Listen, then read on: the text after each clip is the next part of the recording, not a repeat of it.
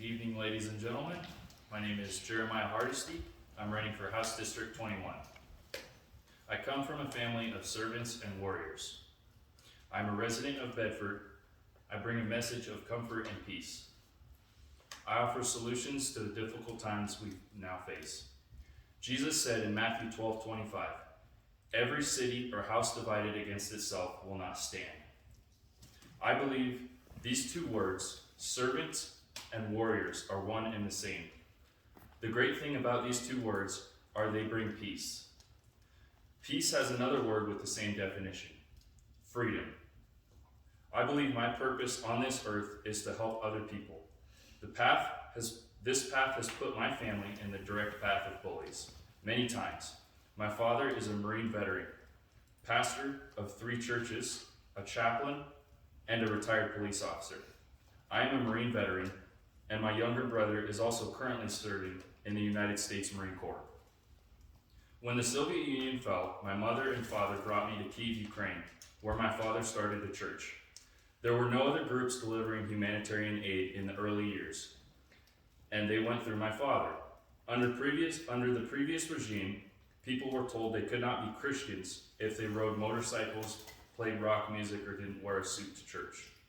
We faced horrible living conditions, as at the time Ukraine was a third world country. I remember being woken up at 3 a.m. by SWAT teams with MP5s, demanding to see our passports and searching our house. I remember the difficulty my father had to endure to work with the government to provide aid and run his church. While other children were watching television, I was passing out tracts from my father's church, helping deliver humanitarian aid in a place where 3 days worth of drinking water had to be boiled because there was no power or water for multiple days throughout the week. After 5 years, my family returned to the U.S. with the clothes on our back because the people there needed what we had more than us. In the U.S., our church cut our funding before we were able to get on our feet. My dad had to choose between purchasing a bed and television or paying my food and rent. He sometimes worked 4 jobs. I originally slept on an air mattress in a living room because my dad made sure I was always full. Now, my father, my hero, has established himself here in Bedford and built himself a nest egg that required sacrifice, hard work, and many struggles to achieve. While serving as a police officer, my dad arrested cartel members, arrested a serial child rapist, saved lives, had people die in his arms, drove infants seconds away from death to the hospital after being abused. He earned the second highest medal a police officer could achieve when he took his handgun to our neighbor's house after hearing 2 toddlers screaming for help after their mother had been murdered. Seconds away from death, he was injured away in the line of duty, breaking his foot, and he saved them. Our family has given much to live here in the freest state in the Union, amongst the millionaires. We love to tell people, welcome to America, when they come to Wyoming for the first time. I have been working very hard so I can be successful like my father. He is my hero. When I was in Afghanistan, I remember speaking to my good friend, who I would trust with my life, on a boring, quiet day, asking him where he would go if Afghanistan was left alone. He said he would go to Mazar-i-Sharif. He said they rarely ever had terrorist attacks, and they fought bravely against Russia and the Taliban. It took the Taliban 17 years to conquer Mazar-i-Sharif. A nearby area, the Valley of the 3 Lions, had fought for 20 years and never fell to Taliban rule. They had stockpiled weapons and had large militias. He said they would be able to hold out and make their last stand there. He never mentioned the rest of Afghanistan, a country that often was more loyal to their village than their country. All hated the Taliban equally, not afraid when the next village next to them would fall to Taliban rule, or be attacked because it was not their village, it was the next village over. Much like Mazar-i-Sharif, I spoke to this friend who is safe, but he's very sad.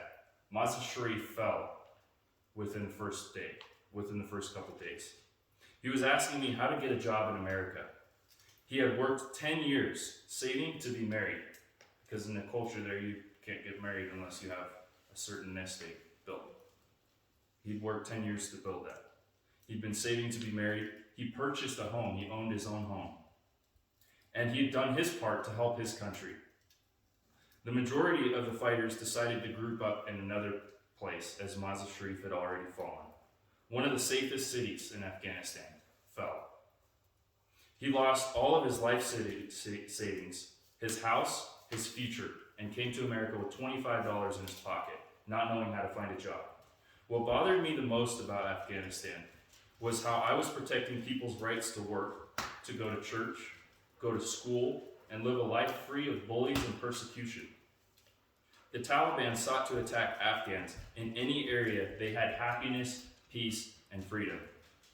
I remember being woken several times by the recoil of an explosion many miles away, where the Taliban had ignored us and hit civilian Afghanis at a mosque, at a school, at a wedding, or at a business area, because those were where people were trying to live their lives freely.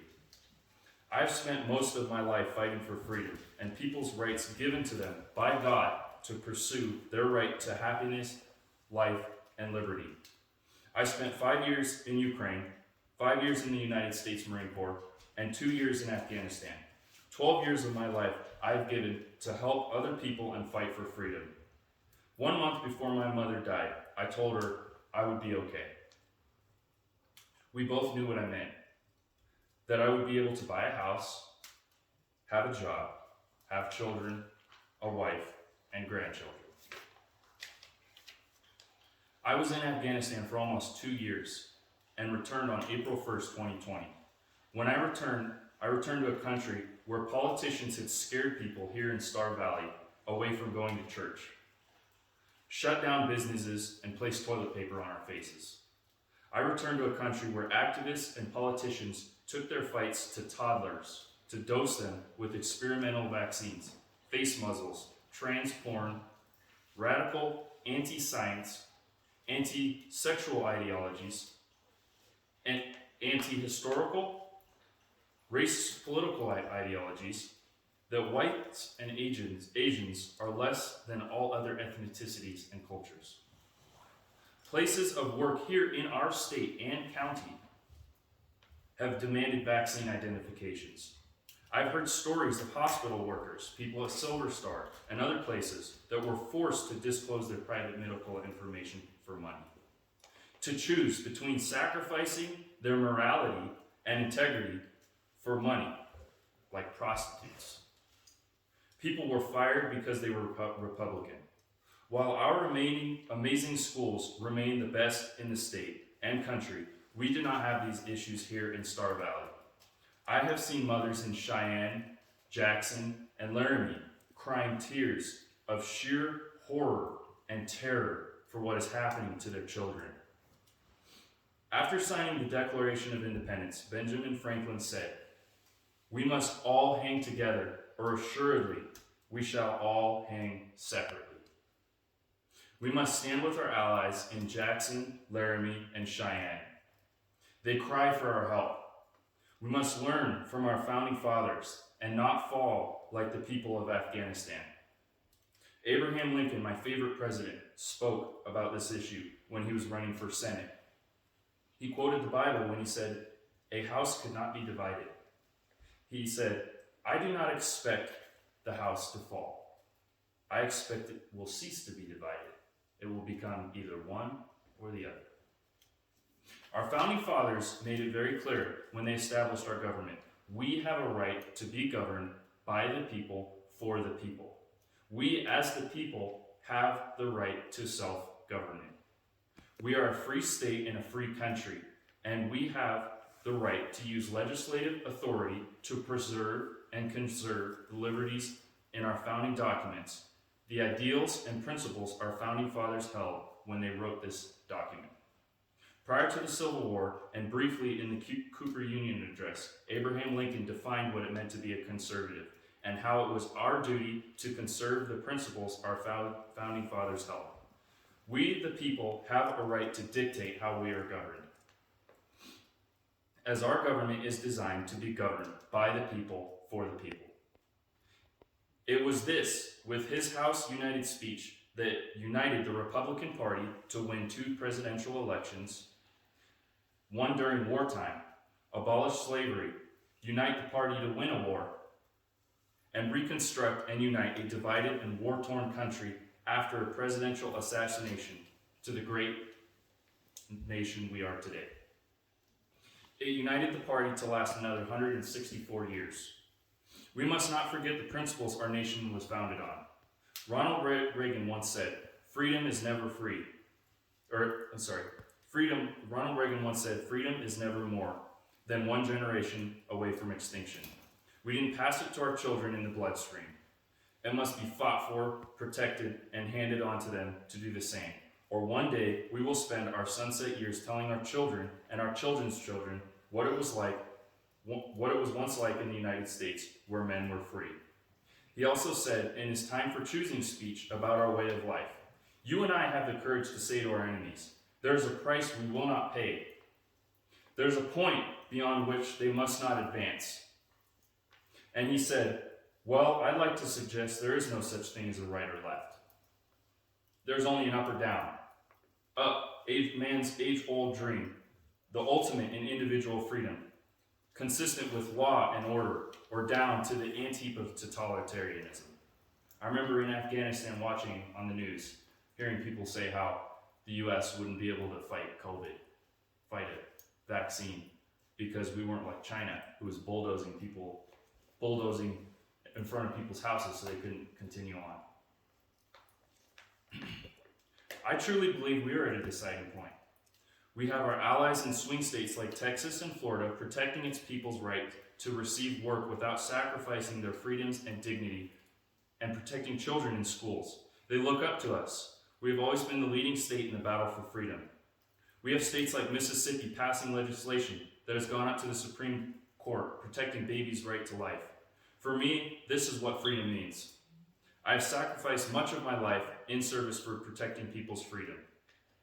This is a different fight. It cannot be won with doctor's items, mechanics' tools, soldiers' weapons, teachers' books, or computers. We are a divided nation, polarized and agitated. We need to take this battle off our dinner tables, out of our homes, and return it to the appropriate place. The House floor. This way, we can be at peace. This is where the battles must be fought. The tool is our voice. These battles can only be won by vocal politicians with debate and encouragement on the House floor.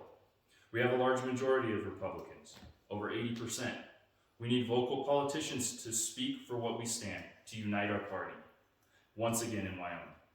There are more people in the House, and I believe my voice will be the loudest where there are the most to listen. I can speak and aid our other representatives in other districts to bring our state back to where it needs to be. I am no great speaker like Abraham Lincoln, but I have faced worse threats upholding my oath to the Constitution and protecting freedom than being challenged to debate or speak for what is right. I seek to aid our allies in the House, add another voice, and urge our party to be better united on certain issues, on certain core principles.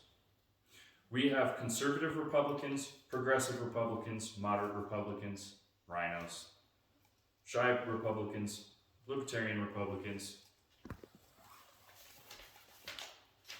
and a few Republicans that just want to be liked.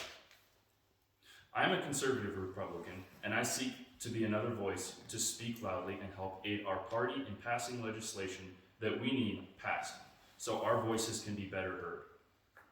My family has bled, sweat, and cried to be here. Many of us did. We have people whose families have been here for generations. It is our time to take the burden our forefathers once took. I'm willing to do this and ask for your help. Abraham Lincoln also stated how in our founding documents, persons, people, and man were used in defining those rights, in which no other words were used to define people. Nowhere did it separate people by political opinions, ethnicity, age.